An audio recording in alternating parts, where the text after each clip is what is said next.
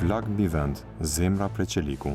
Në rafshninat, përreth Shkupit, atje ku fushat përhapen mes maleve të Karadakut dhe Sharit, era sjell një përzierje djegjesh. Bari thatë, gjethet të zverdhura, tym që ngrihet si re pluri mbi qytet. Në orët e vapës, zjarret që kanë përfshirë zonat fushore rreth kryeqytetit nuk njohin kufi. Çdo fshfërim ere kthehet në rrezik të ri.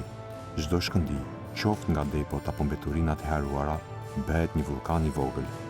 Në vijën e parë qëndrojnë zjarfiksit e Shkupit, gra e burra që përballen me flakët në terren të hapur, ku nxehtësia i rreh pa mëshirë, fushat që përreth duken të sheshta, por rreziku është i pabesueshëm. Bari thatë që merr zjarr për pak sekonda, era të papritura që e shpërhapin flakën me shpejtësinë e një furtune. Ata ecin me zorën e ujit me supe, shpesh pa rrugë të qarta, duke hapur me lopata e sopata shtigje mbrojtëse. Tym toksik nga depot e vogla, ku plastika e gomat digjen bashkë me barin, mbushin mushkërit. Çdo frymarrje është një duel mes trupit dhe helmit, por përtej horizontit që shohim nga larg realiteti është i hidhur.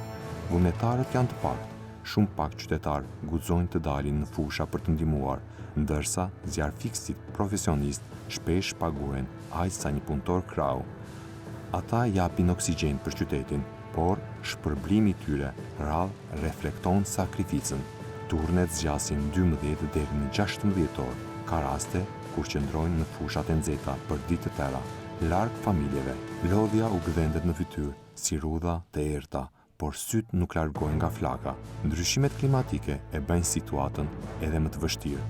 Vera është gjithnjë më e thatë, barishtet kthehen në barut, ndërsa deponit ilegale me mbetje toksike shpërthejnë në helme, që mbeten në ajër e në tokë për vitet me radhë. Për zjarfiksit, kjo nuk është vetëm rrezik i menjëhershëm, por edhe smundje që ndjek në heshtje.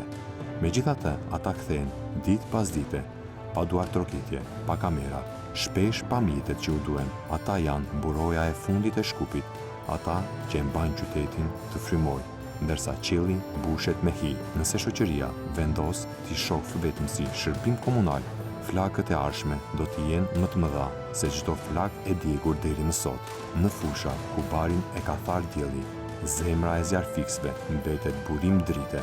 Ata janë dëshmi se edhe kur qyteti hesht, njerëzimi ende mund të jetë më i fortë se çdo zjarr.